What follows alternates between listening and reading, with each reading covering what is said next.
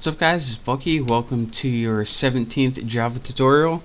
In this tutorial I'm going to be teaching you guys about something called a constructor. Now what a constructor does is it allows you to initialize variables as soon as you create an object. So for example, whenever you created this variable right here, as soon as you created your object, let's go ahead and do that right now. Tuna, let's make one called tuna object like before, equals new tuna, and of course we had empty brackets. As soon as we did that and tried to use our object, such as tuna object saying, and what we would do if we ran this, it said your first girlfriend is null, and this would be because whenever we try to use girl name, it didn't have a value yet. Well, what a constructor allows you to do is give this variable a value as soon as you create your object. So let me show you guys how to make a constructor, and then I'll talk you guys through it one more time exactly what it does. Now, how you make a constructor is pretty much exactly how you make a method. The only difference is the method's name has to be the exact same thing as the class name.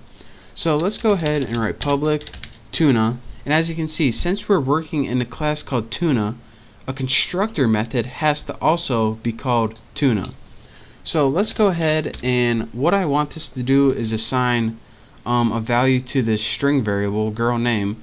So let's go ahead and write string name, of course, and I'm gonna have this do the exact same thing as this set name did. So girl name equals name.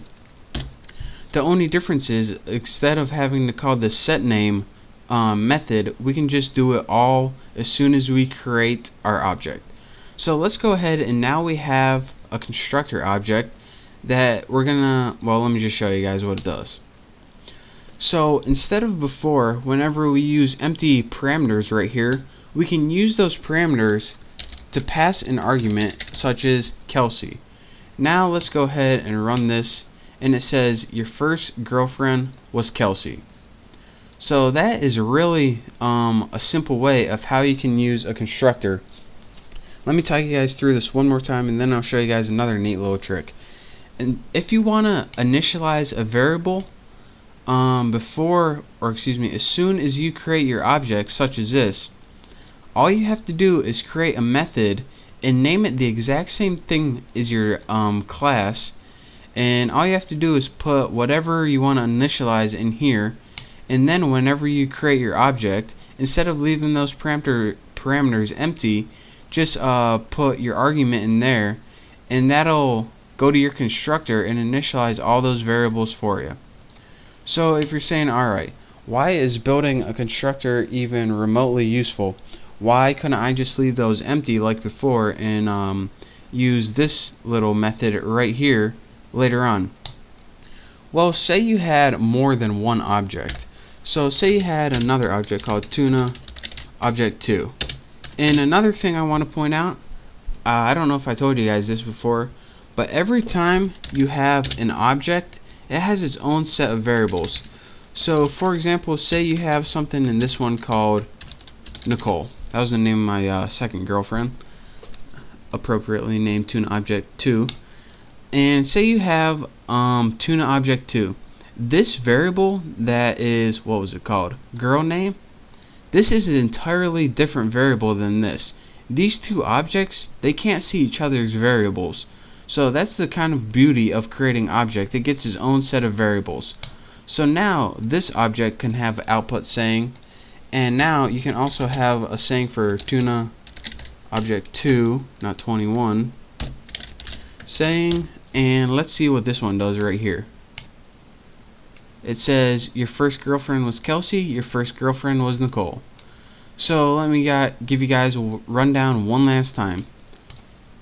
The first thing you did is create a constructor, and again you did that by naming a method the exact same thing as a class.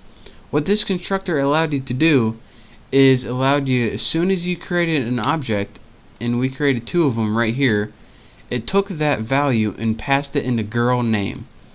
And from there you can just use a girl name anytime you want to use that object. So it used girl name, which was Kelsey, in tuna object, and girl name, which was Nicole, into an object 2, and passed it into the method saying for both. So again, that's not as important as how to create an object, or excuse me, a constructor. And again, one last time, what a constructor does is it allows you to initialize variables as soon as an object is created.